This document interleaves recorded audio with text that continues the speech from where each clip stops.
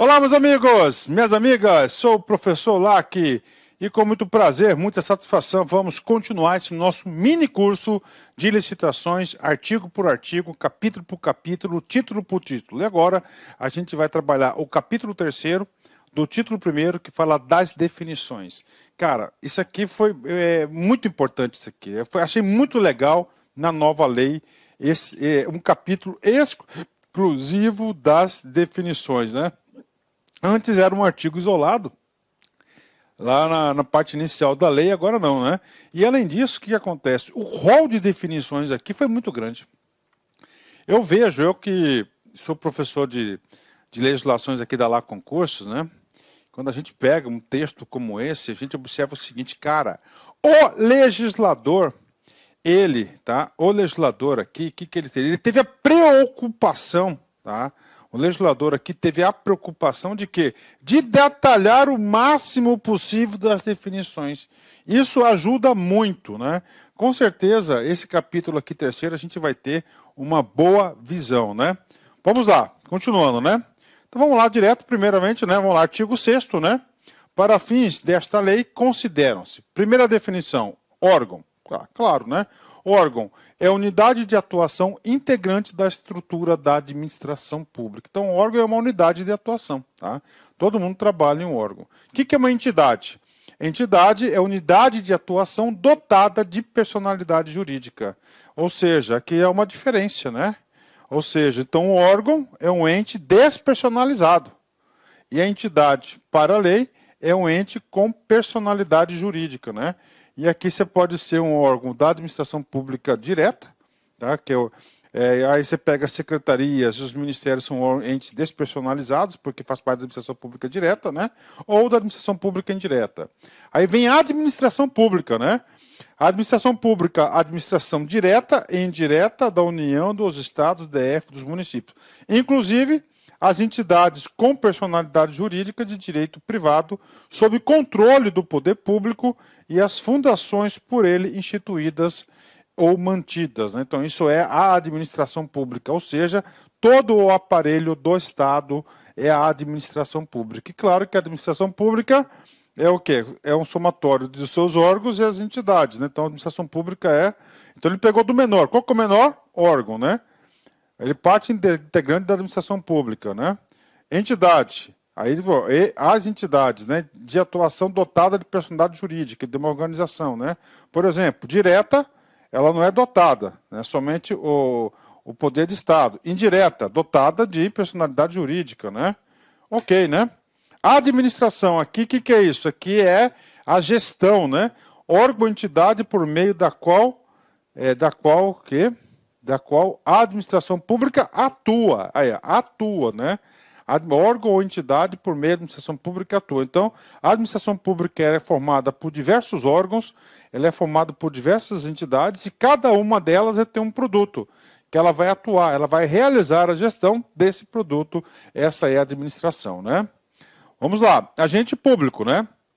Trouxe uma conceituação de agente público. Inclusive, a nossa próxima aula, a gente vai falar bastante, somente de agente público, né? Olha a preocupação que teve o legislador de criar um capítulo sobre os agentes públicos, né? Qual que é a ideia aqui? A ideia aqui é uma só, né? É dar mais segurança jurídica, definir melhor os papéis e efetuar o famoso princípio da segregação das funções, né? Então, vamos lá, servidor público. Servidor público aqui, agente público aqui é uma visão ampliada, ou seja, é todo aquele que contribui com a administração de alguma forma ou outra, né? Então, o indivíduo que, em virtude de eleição, aí mandatos, né? Eleição, nomeação para cargos, né? Designação para funções, contratação ou qualquer outra forma de investidura ou vínculo, exerce mandato, cargo, emprego ou função em pessoa jurídica, integrante da administração pública, né? Então é qualquer pessoa que venha laborar na administração pública. Observe que ele deu um rol grande, né? Porque o cara pode falar assim, o cara é contratado, mas para o fim da licitação, você é considerado um agente público, né? O cara tem o quê? Ele exerce lá um cargo, né?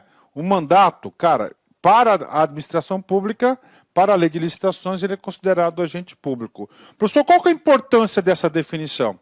A importância dessa definição, se ocorrer algum BO e tiver alguma demanda judicial, o que vai acontecer nessa demanda judicial, né? O que vai acontecer? A administração pública poderá acioná-lo. Tá? Então, isso aí deixou claro a sua questão de responsabilização, né? Autoridade. Agente público dotado de poder de decisão. Então, autoridade, todo aquele que tem o quê? Poder de decisão, né? O que é contratante? Pessoa jurídica integrante da administração pública, aquele guarda-chuva, responsável pela contratação. Ah, professor, eu assinei um contrato com a Secretaria de Cultura. Então, a Secretaria de Cultura vai ser o quê? A contratante. E você? Você vai ser o contratado, né? Ótimo, né? Contratado, aí. Pessoa física ou jurídica ou consórcio de pessoas jurídicas signatárias de contrato com a administração pública, né? O título 3º da lei, que nós iremos estudar na sequência aqui, trata exclusivamente de quê? Trata dos contratos administrativos, né? Dos contratos administrativos, né? Professor, então contratado pode ser 3 hipóteses, tem que saber, ó, pessoa física, pessoa jurídica ou entidade consorciada, tá? O que é o consórcio? Tem uma licitação de grande vulto, por exemplo, né? Gigante, né? Que a gente vai falar sobre isso, inclusive, nessa aula, tá? E aí, uma empresa só não aguenta, não tem condições, né, de participar, não tem cacife para isso. Então, ela faz o quê? Faz um consórcio de empresas amigas e parceiras para participar. É uma das hipóteses, inclusive, nós temos uma lei específica de consórcio, na qual o professor Lac gravou já essa aula, né? Licitante. O que é o licitante? Aquele que participa da licitação. Pessoa física ou jurídica, ou consórcio, claro, as 3 pessoas que podem ser contratadas são as 3 pessoas que podem participar, né? Que participa ou manifesta a intenção de participar do processo licitatório, né? Olha que coisa interessante, né? Não somente participa, mas ele considera também licitante aquele que manifesta a intenção de participar do processo licitatório. Eu tenho certeza que em algum momento da sua vida de concurseiro, a banca vai cobrar isso, né? Por quê? Porque o entendimento normal, licitante é somente aquele que participa. Opa, parou. Mas para o entendimento da lei é outra coisa. Para o entendimento da lei, para você ser considerado um licitante, basta que você manifeste a intenção de participar do processo licitatório. Sendo-lhe equiparável, então ele vai ser o quê? Equiparável ao licitante, para fins desta lei. O que mais? O fornecedor ou prestador de serviço que, em atendimento à solicitação da administração, oferece proposta, né? Então, ele também é considerado aí licitante, né? Como assim, professor, que oferece, né? Atendendo a solicitação. A administração pública tem um cadastro de fornecedores, né? E aí ele pede uma proposta, por exemplo, para uma empresa de tal. Pronto, então ele vai ser, por equiparação, considerado também licitante, né? Conceito 10. Cara, importante demais esse conceito, cara. Muito importante esse conceito. Olha só. Compra. O que é a compra para a lei de licitações?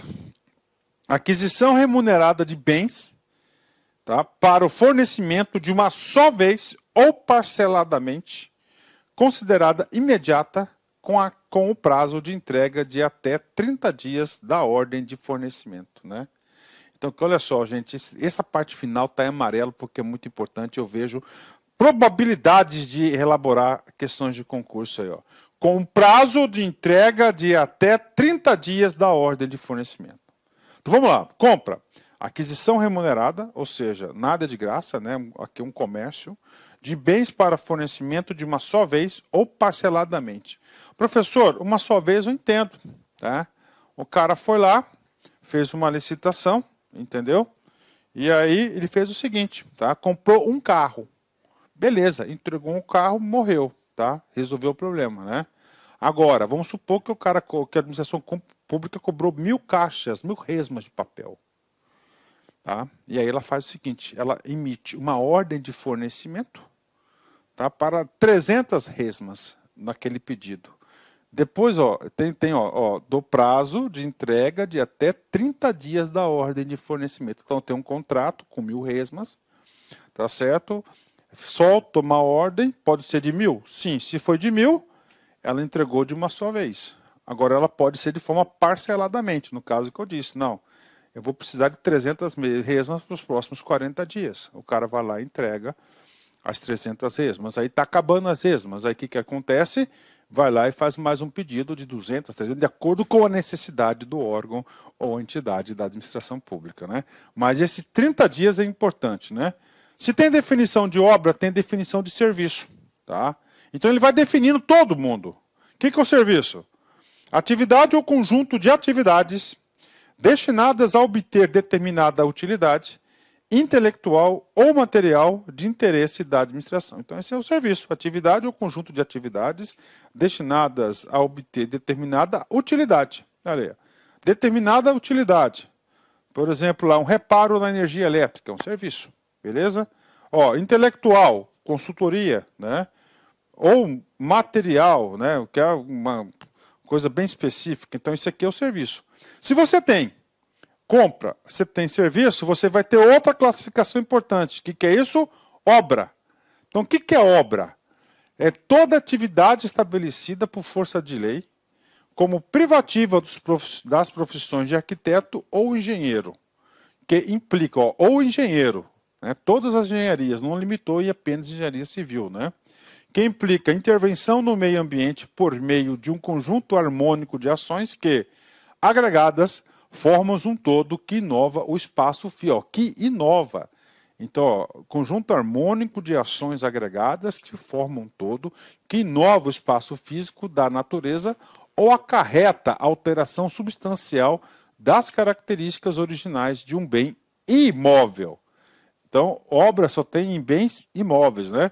Reforma de uma escola, reforma de uma creche, reforma de um hospital, de um posto de saúde, isso é o quê? Uma obra. Então, esse aqui é o conceito de obra, cara, tem que saber, né?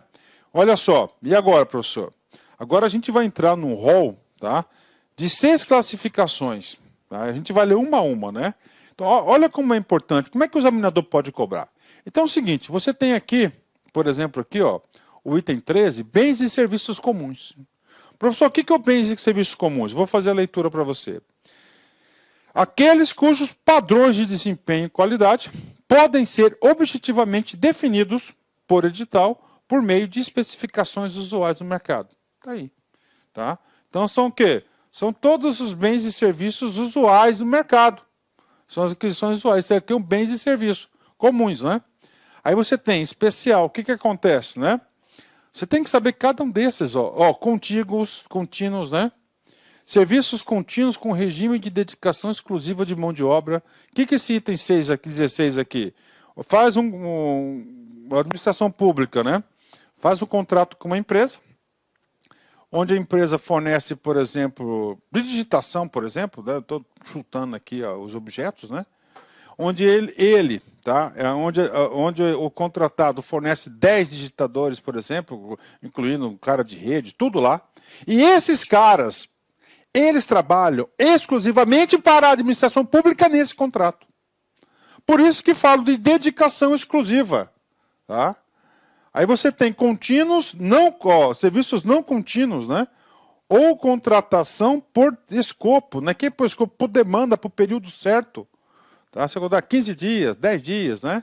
Aí você tem outro tipo de serviço, serviços técnicos especializados de natureza predominantemente intelectual. Esse 18 aqui, ó, ele vai subsidiar a inexigibilidade de contratação de serviços especializados, consultorias, cobrança, de escritório de advocacia e assim por diante. Então, como é que você pode cair na prova? Cara, você tem que saber o conceito, porque ele pode pegar o conceito de serviços e fornecimentos contínuos e falar que são bens e serviços especiais. Se você não tiver nenhuma noção, você pode cair rapidamente na pegadinha do examinador. Então, tem que ler com atenção. Vamos lá, um a um. Tá? Bens e serviços comuns. Né? Aqueles cujos padrões, que o nome já diz, né? Ó, já vou pôr os 3 aqui, né? Aqui faltou, o especial faltou dar um print aqui, ó. Vamos lá, ó. Bens e serviços comuns, aqueles cujos padrões de desempenho e qualidade podem ser objetivamente definidos pelo edital, por meio de especificações usuais de mercado, ou seja, a maioria. coisa que é comum, né? Especiais, deve ter algo especial. Aqueles que, por sua alta heterogeneidade ou complexidade, não podem ser descritos conforme o inciso 13, o de cima, ou seja, usuais, né? Deste artigo, exigida justificativa prévia do contratante, né? Então, a administração pública, quando ele classificar como uma licitação de bens e serviços especiais, que a autoridade competente deverá justificar esse tipo de licitação. Próximo, né? Serviços e fornecimento de contínuos, né? Contínuos, né? Então não vai parar, né? Sempre vai ter esse tipo de contrato, uma empresa ou outra, segurança, vigilância, limpeza, atendimento, digitação, né? São serviços contratados e compras realizadas pela administração pública para a manutenção de atividade administrativa decorrentes de necessidades permanentes ou prolongadas, né? Então, tudo aquilo que é necessidade permanente e prolongada, ele é chamado de serviços contínuos, né? O outro é bens e serviços, né, comuns, né? E agora? Agora é uma outra classificação, tá? O que acontece aqui? Ele é um serviço contínuo, tá? Só que agora, com regime de dedicação exclusiva de mão de obra, tá? Aí aqui já é um setor um pouco mais específico, né? Por exemplo, assim, você pega um setor de TI, onde está fornecendo lá programadores, né? Programadores, analistas de sistema. Tá? O contrato da empresa diz que tem que fornecer 10 programadores. Manda os 10 para lá. 10. Só que essa dedicação exclusiva significa dizer que esses digitadores, esses caras da TI, só podem trabalhar nesse contrato. A empresa que forneceu não pode deslocar esse cara, porque é dedicação exclusiva. Qual que é a intenção do legislador aqui? Cara, é uma garantia, uma segurança. Por quê? Porque se vai entrar outro cara lá, outro programador, cara, tudo complica. Tudo complica, né? Vamos lá, quem são? Os empregados do contrato fiquem à disposição nas dependências do contratante para a prestação do serviço. Tá? Então ele fica lá, os empregados do contratado que ficam à disposição nas dependências do contratante e para a prestação do serviço. Né? Vamos lá. B. O contratado não compartilhe os recursos humanos materiais disponíveis de uma contratação para execução simultânea de outros contratos. Né? Ou seja, o cara vai trabalhar só no órgão contratado. Ele não pode ser deslocado para um outro contrato que a empresa tenha. Por isso que chama-se dedicação exclusiva. Né? O contratado possibilite a fiscalização pelo contratante quanto à distribuição, controle e a supervisão dos recursos, né, humanos alocados nos seus contratos. Né, setor de fiscalização. Né? E agora? Agora é outro. Olha aí. Agora são serviços contínuos ou contratos serviços não contínuos. O que é contínuo? É permanente, né, ou de longa duração. E agora o não contínuo é curto, prazo curto. Né? E para o escopo, o que é isso? Por tarefa, por demanda? Não. Eu vou precisar de uma empresa de limpeza aqui, tá? Somente por 30 dias. Pronto. Né? Por quê? Por isso e aquilo, Acabou. Então vai ser uma licitação de serviços não contínuos ou contratado por escopo. Aqueles que impõem ao contratado o dever de realizar a prestação de um serviço específico em um período pré-determinado, podendo ser prorrogado, desde que justificadamente pelo prazo necessário à conclusão do objeto. Tá? Então, isso aqui é uma demanda. Né? Então, ele fala contratados por escopo, né? Um pedaço. Né? E agora? Agora a gente vai aqui no 18, né? Que é o último tipo de serviço. Tá? Esse outro tipo de serviço aqui. E aí, professor? Esse cara aqui, serviços técnicos especializados de natureza predominantemente intelectual. Tá? Esse aqui é muito importante porque ele ajuda a definir uma das hipóteses de inexigibilidade. Por exemplo, a Secretaria de Fazenda necessita de contratar uma consultoria especial para dar um upgrade em gestão de fiscalização de ICMS, por exemplo. O que acontece? É um trabalho intelectual específico, né? Não tem como fazer uma licitação porque só tem uma pessoa que faz isso. Então ele é o quê? Um serviço técnico. Então, como é que ele vai ter que se enquadrar aqui? Então vamos lá. Aqueles realizados em um trabalho relativos a, estudos técnicos, planejamentos, projetos básicos e projetos executivos, pareceres, perícias, avaliações em geral, assessorias e consultorias técnicas e auditorias financeiras e tributárias, fiscalização, supervisão e gerenciamento de obras e serviços. Aí está construindo uma usina, né? O que acontece? Cara, isso aí tem um escritório que é especializadíssimo. O quê? Somente em fiscalização de usinas, aí contrato caro, né? Patrocínio ou defesa de causas judiciais e administrativas, né? Então, o que acontece? O município está sofrendo uma ação aí monstruosa, né? O município pisou na bola. E aí, dentro do quadro lá da Procuradoria do município, não tem ninguém aí com esse know-how. Então, acha melhor contratar um escritório especializado, né? Treinamento e aperfeiçoamento de pessoal. Treinamento, um curso, né? Restauração de obras de arte e de bens de valor histórico, né?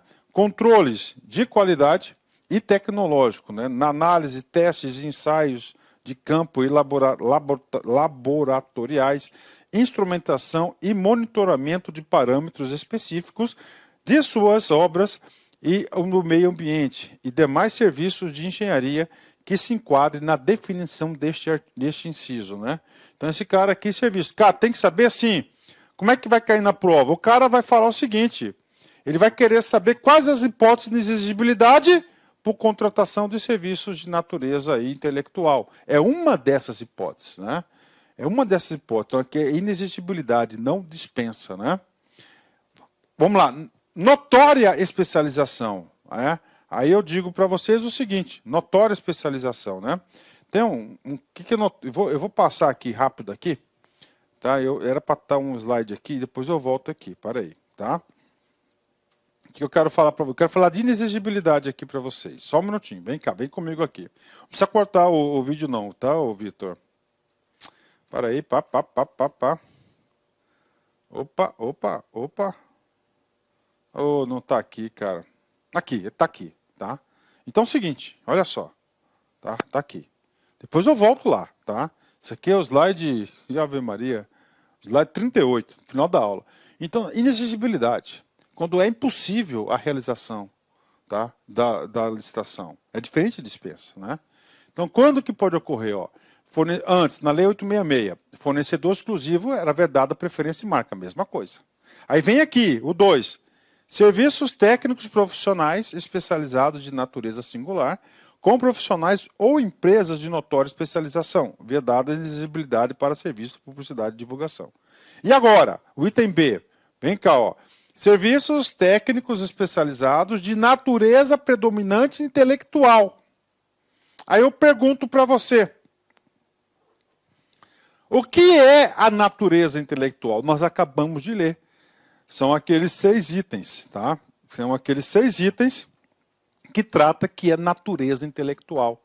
É treinamento, é patrocinar defesa jurídica, tá certo? Consultorias, é aquele rol taxativo, tá?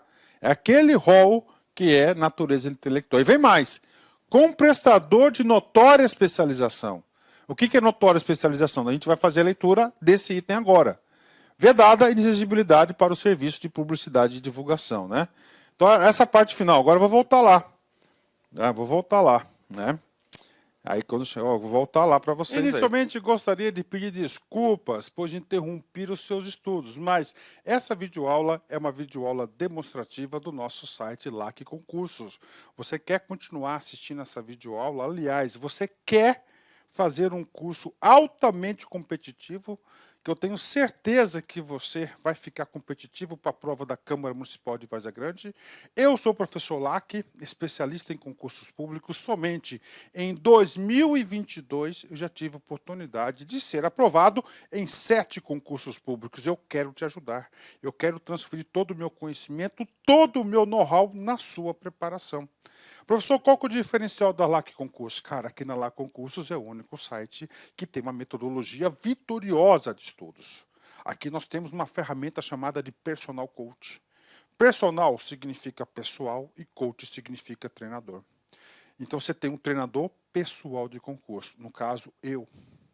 Essa metodologia ela é baseada em técnicas de administração por resultados, ou seja, todo dia você vai ter uma meta de estudos. Todo dia. Cada meta que você consegue cumprir diária, você dá um passo importante para a sua aprovação. E assim, ao longo do tempo, nós conseguimos ajudar centenas e centenas de alunos aprovados em concursos públicos. Bacana? Gente, Câmara Municipal de Várzea Grande, a melhor preparação está aqui na Lá Concurso, com o professor Lá, que isso eu garanto para vocês. Nós temos aí uma turma presencial também, uma turma VIP, com apenas 35 alunos. Se você quer se inscrever nessa turma, corra, cara, vai lá, clique aqui embaixo aqui para a gente fazer aqui a sua reserva de vaga, urgente, não deixe para depois. Tá certo? Temos a turma VIP para o cargo de técnico administrativo, apenas 35 vagas comigo. Essa turma aí, eu tenho certeza que a maioria dos aprovados serão oriundos dessa turma VIP, assim como foi o concurso da Limpurb. E nós temos o nosso curso online. Nós temos um curso online aqui, fantástico, que eu tenho certeza que vai te ajudar nesse concurso. Maiores informações, está o nosso WhatsApp aqui. Tá? Vem falar conosco aí, aqui na Lá Concurso. Espero vocês.